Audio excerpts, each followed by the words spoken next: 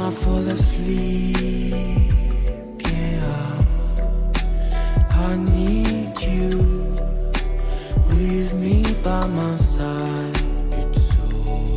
It's all I know now. I need you with me by my side.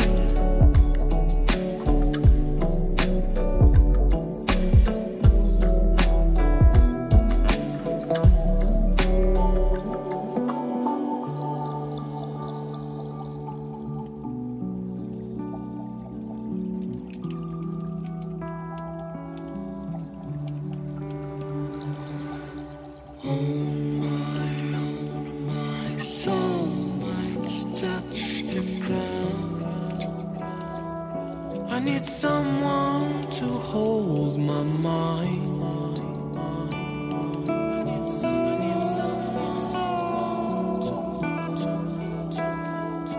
I need someone to hold my mind.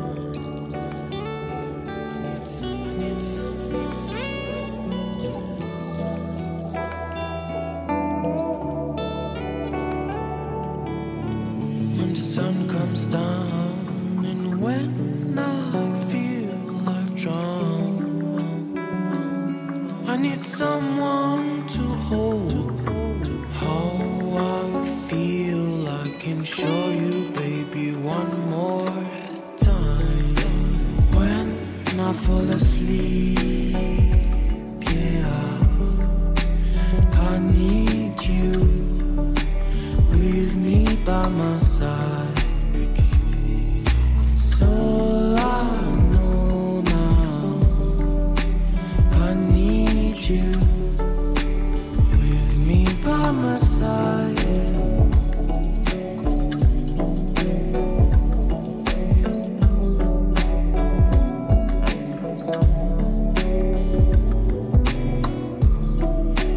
When I fall asleep,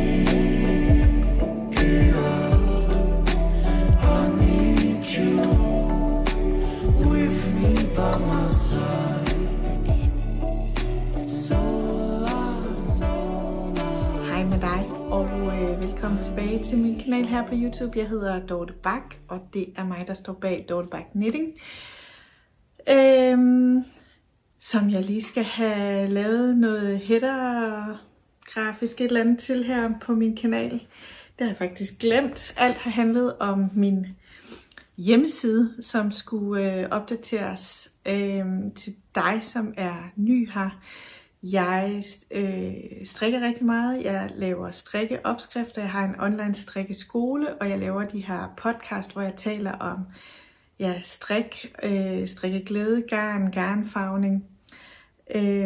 Så farver jeg garn i meget små eksklusive kollektioner.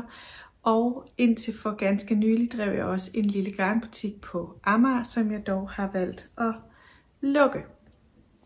Og derfor al den her snak om nye header og hjemmeside osv. I dag kommer jeg til dig med en lidt mere regulær strikkepodcast. Jeg vil fortælle lidt om, hvad jeg har på pinde i øjeblikket, om jeg er blevet færdig med noget, og lidt om, hvad jeg skal i gang med, eller skal til at have fokus på. Så læn dig godt tilbage, find noget hyggeligt strikketøj, måske noget dejligt at drikke, så vil jeg forsøge at underholde dig en lille smule her i dag. Jeg vil starte med ting, jeg er blevet færdig med. Skulle jeg måske for en god ordens skyld starte med, hvad jeg har på. Det glemmer jeg altid. Det her, det er min gode gamle sorbet cardigan, som er et Mille Fryd design. Mille Fryd lukkede jo sit salg ned i sommers. Var der nogen, der viskede mig i øret, at Smuksak har overtaget hendes designs, eller måske i hvert fald sorbet cardigan, så hvis du er fjollet med den, så prøv lige at kigge forbi Smuksak. Men sorbet cardigan, nok mit top 3 mest brugte strik i garderoben, som jeg jo har strikket i en hulens masse rester af silkmohair, og jeg kan ikke løfte min arm.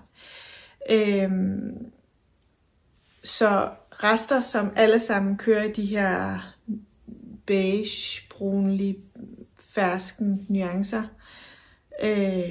og som er blevet til de her meget subtile og irregulære striber. Det er overvejende Især og Tilia, og så et par enkelte andre brands, noget Permin, tror jeg, og måske noget Kitseta også fra Gepard. Det kan jeg faktisk ikke huske, men det er overvejende Især og Tilia.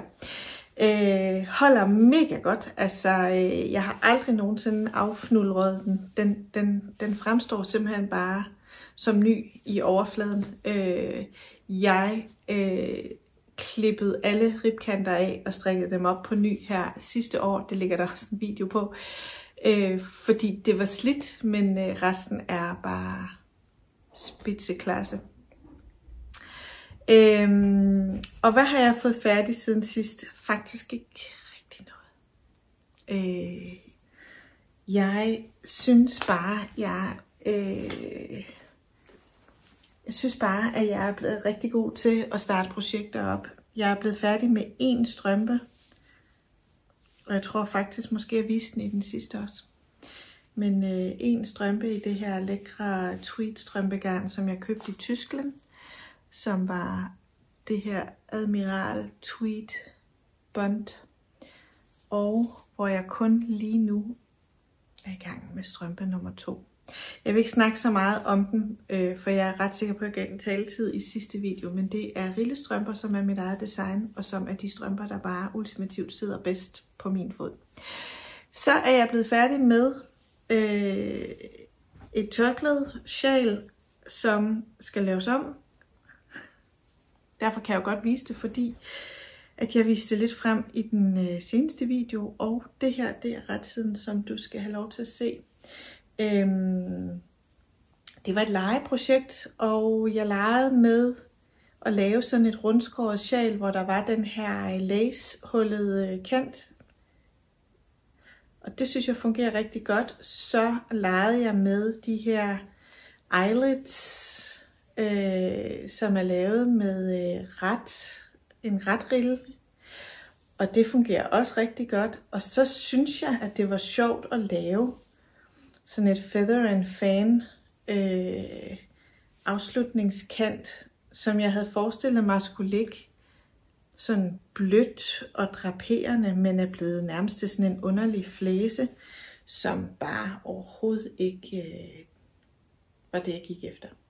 Så den piller jeg op, og så har jeg faktisk besluttet at strikke noget mere længde-bredde på det her sjal, og så må jeg lave en anden afslutningskant. Måske laver jeg i virkeligheden bare flere af de her hullinjer i træk, altså hvor de ligger tæt, fordi jeg kunne godt lide det der med, at kanten bliver lidt mere lacet. Og jeg kan faktisk rigtig godt lide det her mønster. Så jeg arbejder videre med det. Jeg havde det lige over skuldrene i går aftes, da jeg sad og frøs, og det er virkelig dejligt og varmt, og vejer jo ingenting, så i virkeligheden er det jo noget, jeg rigtig gerne gad at få færdigt. Men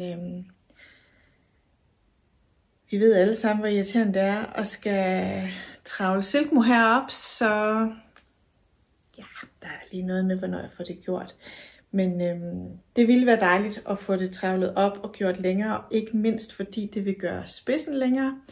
Og spidsen lige nu er ikke lang nok til at kunne det, jeg gerne vil.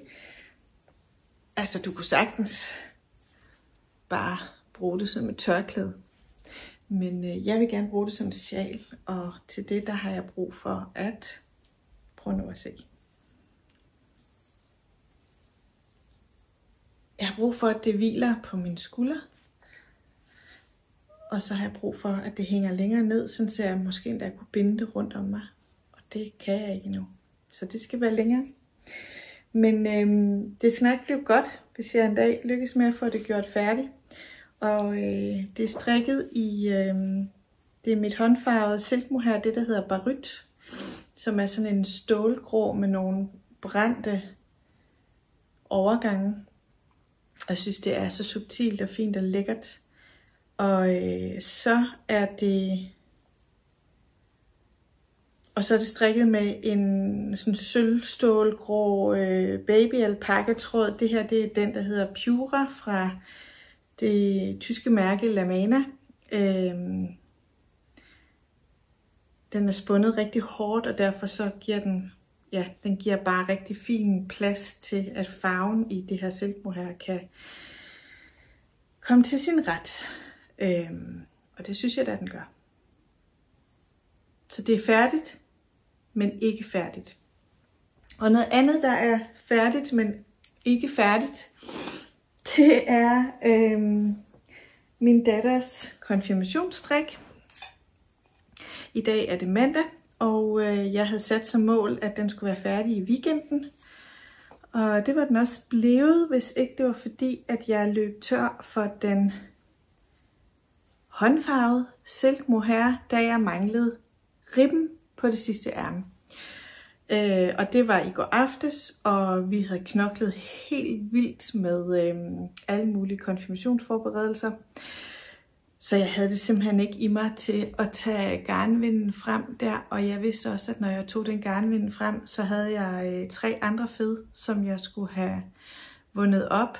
Og det, så det blev faktisk til, så gik jeg tidligt i seng. Men her til morgen har jeg fået vundet alt det garn op, jeg skulle have vundet op. Og jeg satte mig straks og gik i gang med afslutningen af ærmet. Og nu passede det lige ind med, at det var nu, jeg skulle få filmet min podcast. Så derfor så mangler jeg noget, der måske minder om 2 omgange rib og så en italiensk aflukning. Og når det er gjort, redder jeg lige den her, så er den faktisk færdig. Og indvendigt har jeg hæftet alle ender, så jeg kan godt vise den frem. Den har altså de her sadelskuldre og et pufærme med balloneffekt. Og så har den det her muslingemønster ned foran. Den er strikket i 2 tråde mohair, hvor den ene er en naturhvid mohair, hvor jeg bare har drysset nogle meget, meget, meget subtile speckles på. Den skulle jo være hvid, men der måtte godt ske et lille bitte smule. Og det skulle være så ekstremt underspillet, at det ikke stak af med opmærksomheden. Det her, det er ikke en indfarvning, jeg har på min shop. Det kommer jeg heller ikke til, for jeg tror faktisk ikke rigtigt, der er noget. Jeg tror bare, det var noget, vi kunne lide. Altså, jeg tror, der er masser, der godt kan lide det, men du betaler jo for håndfarvningen, og jeg tror, at der sker for lidt til, at man synes, det er pengene værd, hvis jeg skal være ærlig. Så det blev min særlige indfarvning til min datter.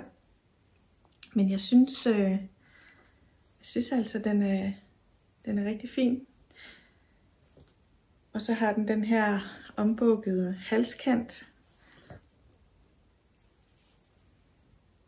Og hun glæder sig heldigvis rigtig meget til at have den på. Det bliver til en opskrift, og jeg er faktisk så langt med den, at jeg begynder at kunne bestille, lede efter teststrikkere til den her. Den er beregnet op til størrelse XL, men jeg sætter mig og prøver at knække strikkematematikken, så jeg kan få en 2XL, 3XL, måske også en 4XL regnet ud, som der så også skal teststrikkes til.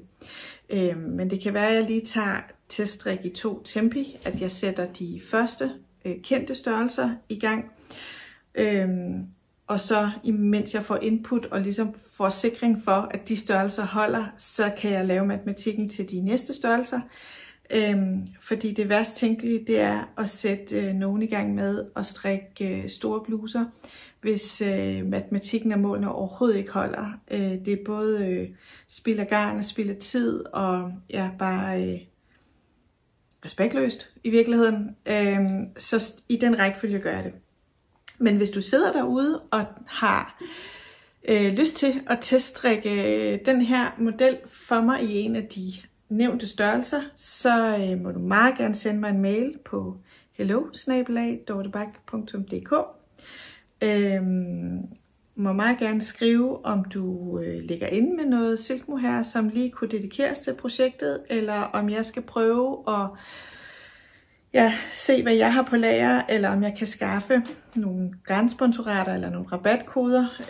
Det er lidt forskelligt, hvad jeg har mulighed for der. Jeg prøver altid at give så godt jeg kan, men det er ikke altid, jeg kan garantere det, heller ikke nødvendigvis til alle størrelser. Og nogle gange kan det også være, at du har en farve liggende, som du mangler at kombinere med noget andet eller et eller andet. Så uanset hvad, skriv til mig, hvad du har mulighed for, og hvad du har lyst til, hvis du har lyst til at teststrikke. Det, der er væsentligt, hvis du vil teststrikke, det er, at du kan overholde en strikkefasthed, at du holder øje med den løbende, så jeg ved, at målene de passer. Så er det, at du forholder dig til det, jeg skriver i opskriften, og ikke tolker på det, altså sådan, så jeg ved, at det, jeg skriver, faktisk giver mening, og at du giver mig input til forbedring af formuleringer osv. Og så til allersidst, så vil jeg selvfølgelig gerne have, at du deler på dine sociale medier, især når opskriften er færdig og bliver udgivet. Ja, det var lidt om det, men det er,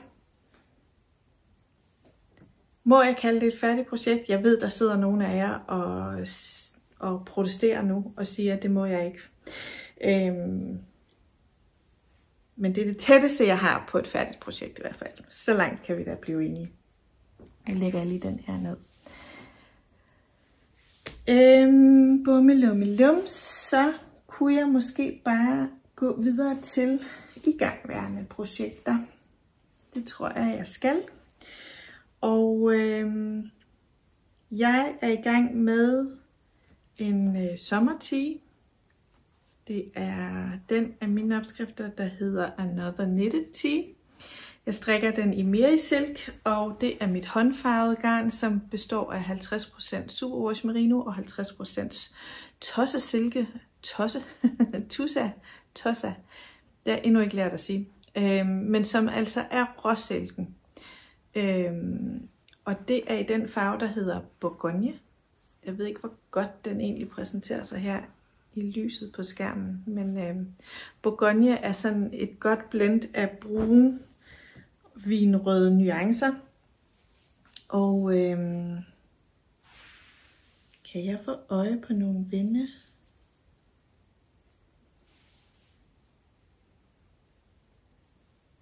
Det kan jeg da overhovedet ikke.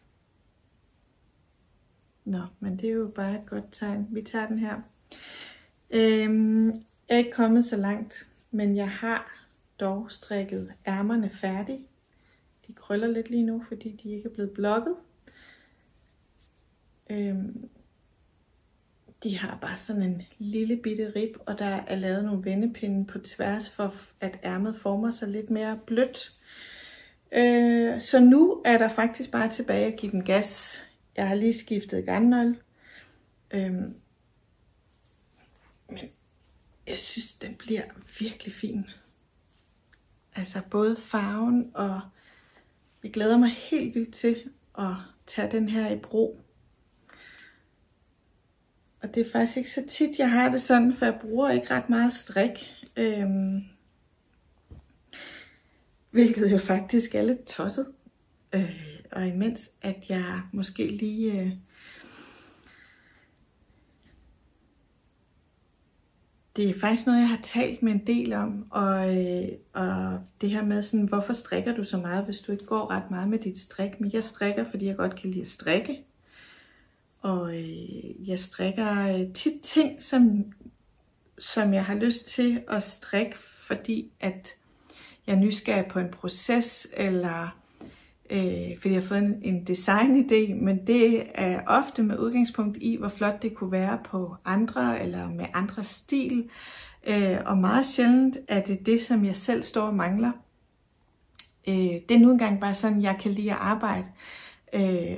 Og det er sådan, det er. Men her på det seneste, der har jeg alligevel mærket en lyst til at begynde at strikke ting, som jeg mangler. Og det kan godt være, at det så bliver noget mere basic. Jeg har sådan gået og sådan talt med mig selv om, hvorfor er det, når nu jeg strikker så meget, at jeg ofte står og mangler med et godt snit i en flot, neutral farve basisbluse i et rigtig lækkert materiale. Når nu jeg har muligheden for faktisk for eksempel at strikke i cashmere og få, altså jeg står tit, når jeg kommer ud i butikker, og jeg møder en ren cashmere trøje, som jo koster 3-4.000 kroner. Det vil jeg aldrig nogensinde gå ud og betale for den trøje, men kostprisen for at købe cashmere og så selv strikke, når nu man godt kan lide at strikke, og man nyder processen,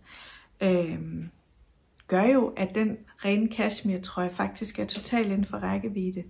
Så hvorfor er det, at jeg igen og igen kaster mig over alle de sjove farver og sjove designs, og som er sjove at lave, og som jeg godt kan have på en gang imellem, for det har jeg jo, men når jeg nu faktisk kunne strikke noget, som var det, der kunne gå hen og blive trøjen i ens liv, altså, så er det faktisk et godt spørgsmål, hvad der skal til. Så jeg har på fornemmelsen, at jeg bevæger mig ind i en ny strikkefase på en eller anden måde. Jeg ved det ikke endnu, men jeg synes, at den der indre dialog, jeg har med mig selv, den peger mere og mere i en retning af, at jeg skal til at tænke mere på mig selv, når jeg strikker. Og jeg synes, det er lidt spændende at se, hvor det bærer hen. Og den her er faktisk en af dem. Fordi den her, den strikker jeg dels, fordi jeg gerne ville have den strikket op i mit mere i silk. Prøv at se, hvor flot den draperer. Altså. Men jeg strikker den også i en farve, som jeg ved, jeg vil få brugt, og som passer til min garderobe. Og jeg øver mig i at strikke til forbrug, i stedet for bare at strikke.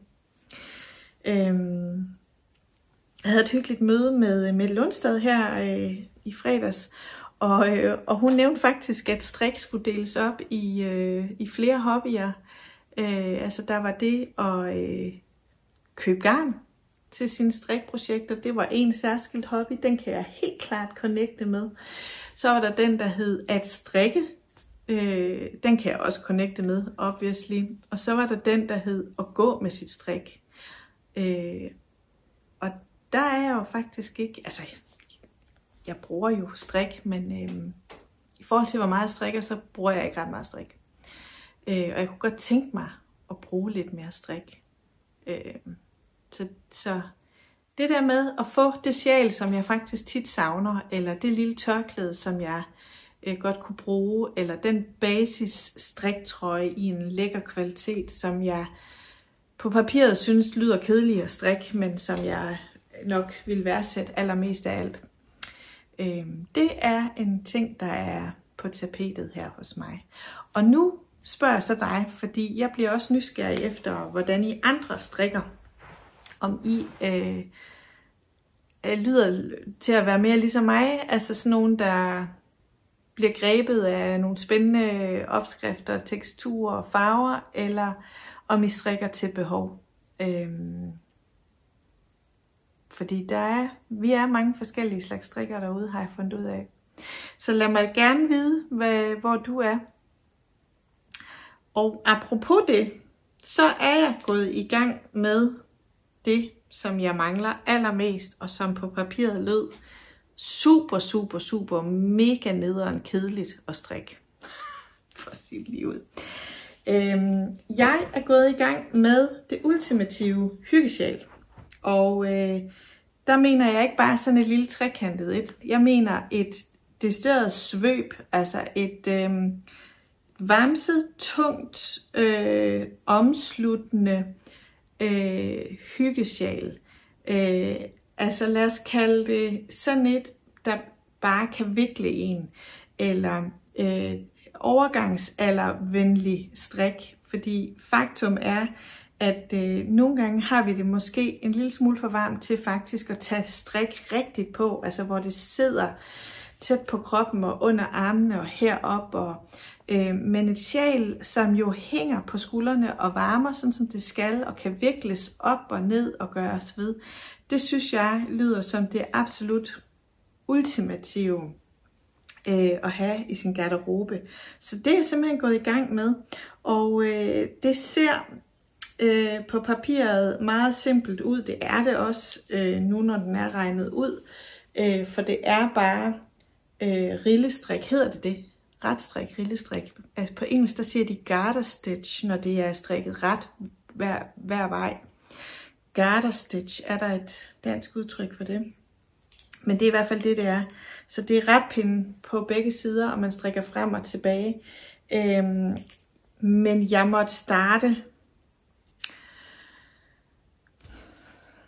7 gange, tror jeg. 7. gang blev lykkens gang for mig, og det lyder jo helt åndssvagt. Men det var fordi, at jeg måtte prøve nogle forskellige ting. Jeg måtte prøve kræfter med, om det skulle være glat i nogle striber og rillet i nogle striber. Jeg synes, det trak for meget i teksturen. Så måtte jeg lege lidt med udtagningerne, som så endte med at blive til de her hullede lace udtagninger.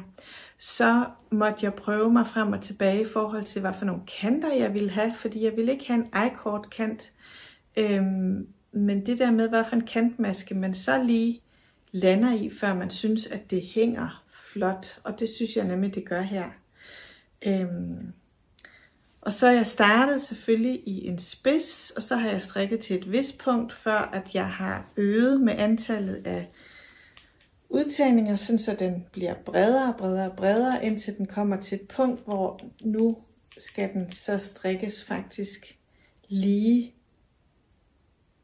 altså op er jo retningen, imens man strikker, men det er jo så det, der hænger på tværs. Jeg har forsøgt at lige tage det, jeg har her over mig, så I lige kan se her på videoen, hvad der sker. Men som du kan se, så bliver det altså et stort og langt og omsluttende sjal.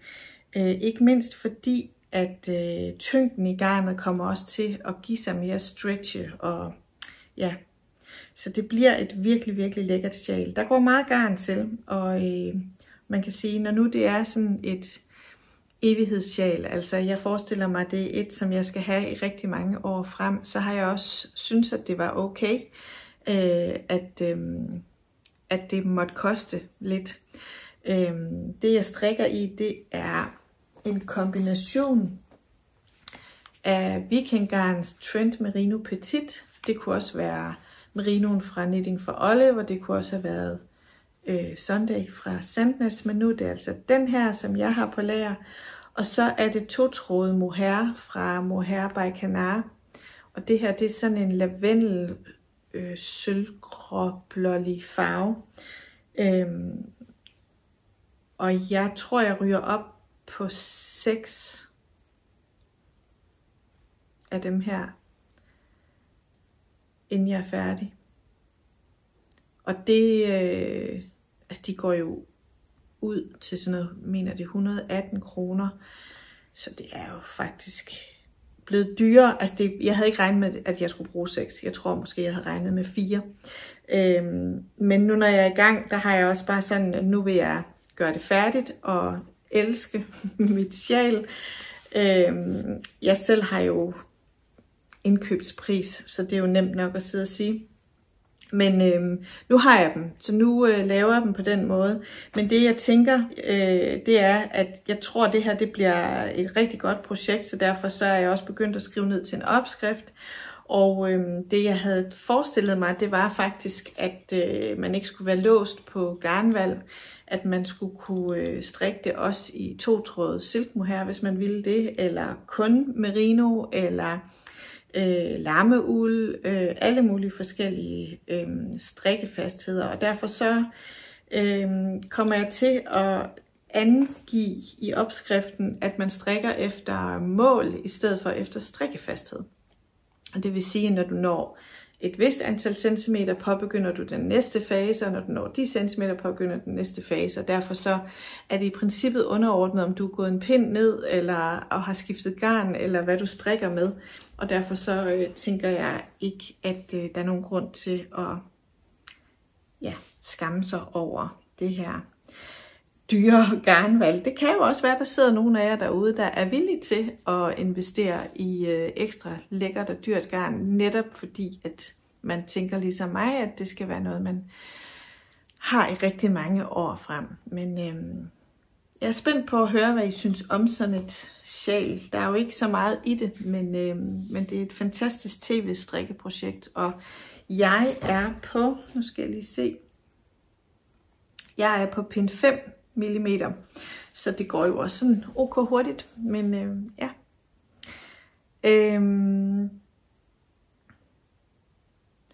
Jeg nævnte lige før det med at graduere muslingeblusen mohair op i større størrelser, og det vil jeg faktisk lige knytte en kommentar til, fordi det er en af de opgaver, som har jaget mig hårdt og vildt mentalt, i hvert fald det seneste år.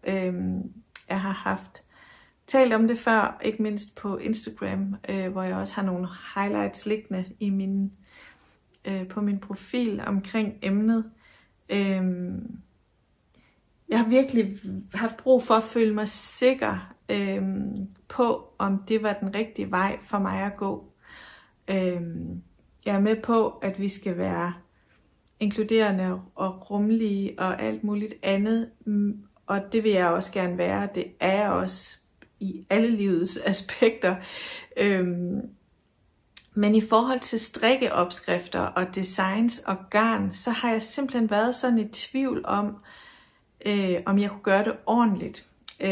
Og det synes jeg må være en forudsætning, før jeg overhovedet går i gang med det. Fordi garn vejer jo, og jo større projekter, altså apropos mit sjæl her, jo mere trækker garnet også. Og derfor så har jeg simpelthen ikke kunne regne ud, om hvis jeg regnede, jeg kan godt lave matematikken til en 3XL, 4XL for eksempel. Men jeg kan ikke nødvendigvis, jeg har ikke erfaringen selv med at strikke i den størrelse. Og derfor så har jeg ikke kunne regne ud, om om designet splattet ud, altså om garnet kan bære det, altså og derfor så har jeg også følt mig ansvarlig i forhold til sådan på en eller anden måde at finde ud af, hvordan jeg tror på, at det ville gå, før jeg ligesom satte teststrik i gang, fordi det er jo klart, at jo større en størrelse man skal strikke, jo mere garn går der til det, jo længere tid tager det at strikke det, og især hvis du er nede på mindre pinde. Og derfor så har jeg også sådan af respekt for dem, der gerne vil teststrikke. Altså jeg synes, det er væsentligt, at de teststrik, jeg ligesom sender afsted, at jeg også tror på, at det bliver godt. Ja, det har jeg haft mange samtaler med mange forskellige om her det seneste år, og jeg er nået frem til, at det skal have et go. Så kan det være, at der må være nogle modeller, hvor jeg ikke tror på det, eller hvor der er nogle bestemte garnanbefalinger til de forskellige modeller, hvor jeg måske skal sige, at det ikke er afprøvet, så det er på eget ansvar, eller hvad det nu skal være. Men jeg har så mange modeller, som jo er i silkmohair for eksempel, og der kan du sagtens strikke op. Det bliver også dyrere, men i forhold til sådan det endelige resultat, og hvordan det bærer sig, så har jeg en stor tillid til, at det sagtens kan. Så jeg er faktisk i det små gået i gang med gradueringerne. Jeg har fundet min første teststrikker til pilletrøjen i størrelse 2XL. Jeg har regnet 3XL og 4XL ud, men nu vil jeg sætte hende i gang med at strikke 2XL. Og når hun er kommet så langt som ned til her, hvor hun ligesom har delt fra, og kan bekræfte over for mig, at den er størrelsesvarende, så kan jeg vurdere, om jeg tror, at matematikken holder til de næste størrelser, og så kan jeg tage nogle teststrikker ind på dem også. Jeg er i gang med at lave sådan en liste til mig selv med potentielle teststrikkere, sådan så jeg ikke skal sidde og lave sådan et call hver gang. Så hvis du sidder derude og har lyst til at være teststrikker for mig, uanset hvad størrelse du er, om du er 4XL eller størrelse extra small, så må du rigtig gerne sende mig en mail, så kan jeg forklare lidt om, sådan, hvordan jeg plejer at gøre det. Men basically så kunne jeg godt tænke mig bare at have en god liste af teststrikkere, som jeg kan kontakte, hver gang jeg har noget, som jeg har brug for at få testet. Ja. Skal jeg sige et par ting om kommende projekter. Tidligere der viste jeg jer min Sakura vest, som jeg faktisk ikke ved endnu om, at det den skal hedde. Den har virkelig ligget og slappet af i en kasse et sted. Og den drømmer jeg om at få kontakt til igen her i den kommende tid. Jeg synes mentalt, jeg har fået ryddet lidt op, og det gør, at nu er jeg ligesom klar til at kaste mig over de ting, der kræver lidt mere koncentration igen. Og det var blandt andet det med størrelsesgradueringerne, og så er der også et par af mine opskrifter, som savner opmærksomhed.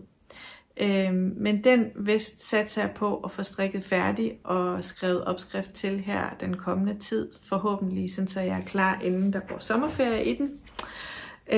Derudover så er jeg i gang med det skrivende arbejde til den voksne udgave af flettetrøjen. Og flettetrøjen er jo for længst udgivet i junior, men har manglet som voksen. I har været nogle stykker, der har været søde at spørge, om det kom. Det gør det.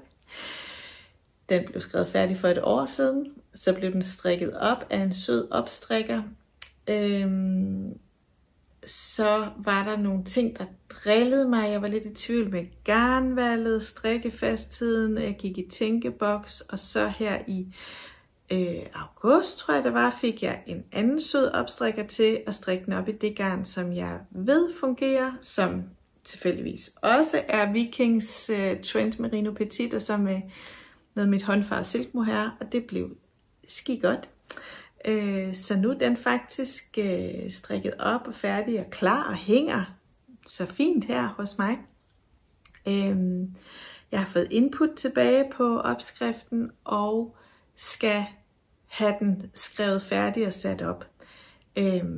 Men den skal jeg også have teststrikket af nogle flere, og den vil jeg også gerne have teststrikket i 2XL, 3XL, 4XL, eller 2XL og 4XL.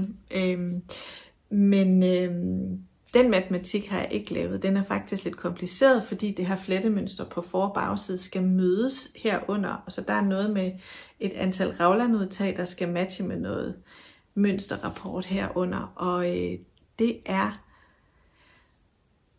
ikke det sjove arbejde ved at designe opskrifter, kan jeg godt afsløre. Så det har også trukket lidt i langdrag. Og jeg tog faktisk hul på det første af det her i weekenden. Så nu tror jeg på, at den også nok skal komme. Så ja, der kommer måske nye opskrifter snart fra mig. Er det ikke fantastisk, når man kalder sig strikdesigner? Så I mig lige før vikle noget Cashsock Chunky op. Og det er såmænd fordi, at apropos snakken om at strikke til basisbehov, så har jeg flere fluer og smæk med et slag, hvis jeg strikker mig en langærmet udgave af simpel Raglan Tee, Simple Raglan Tee blev opfundet for at lave et Raglan-kursus til min online strikkeskole. Og det er et rigtig fint kursus, og det er en rigtig fin basismodel, som strikkes som tee, men som jo lige så godt kunne strikkes langærmet. Og jeg kunne godt tænke mig den langærmede model, og jeg kunne godt tænke mig at lave den for at have noget at vise frem, og for at lige få beskrevet det lange ærme med i opskriften, sådan så det ligesom står en frit for. Og jeg kunne også godt tænke mig at vise den med en stribe, så den får den her basisfarve, og så nogle striber heroppe.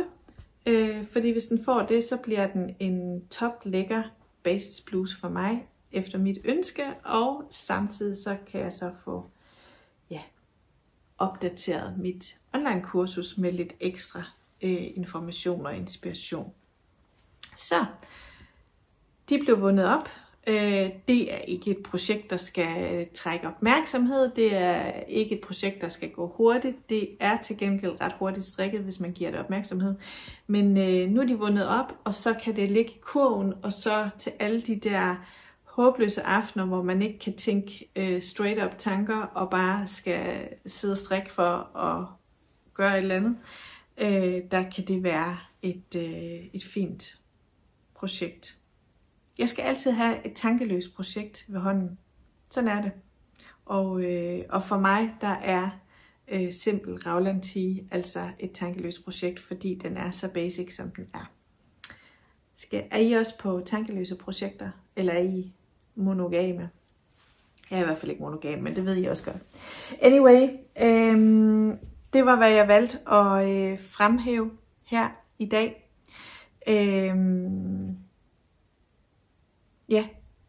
Jeg har jo gang i masser af andre projekter, det ved I også godt, men der er ikke nogen grund til at gennemgå dem, der hviler sig. En gang imellem, så kommer der noget frem fra gemmerne, som I lige pludselig siger, det kan jeg da godt huske, at Dorte hun talte om for 400 år siden. Og sådan er det med mig, sådan arbejder jeg. Det er i hvert fald lige, hvad jeg går i møde lige nu. Jeg håber, I synes, det var hyggeligt at se med. En lille bibemærkning. Jeg er med på Strik i Danmarks Hjerte, som er i Nyborg den 1. juni, lørdag den 1. juni. Der står jeg med mit håndfarvede garn og mine strikkedesigns. Jeg håber at se nogle af jer der. Det vil virkelig være dejligt at få hilst på jer. Jeg glæder mig også bare til at se de andre udstillere. Der er rigtig mange dygtige med. Det bliver en skide hyggelig dag, forhåbentlig med noget fornuftigt vejr. Men kig endelig forbi, og det hedder altså Strik i Danmarks Hjerte, hvis du vil se mere. Workshops, alle mulige dejlige ting. Kig forbi deres hjemmeside. Jeg smider et link nede i beskrivelsen her under min video. Og så vil jeg bare sige tusind tak, fordi du så med her i dag. Og vi ses snart igen. Ha' det godt. Hej. When I fall asleep, I need you with me by my side.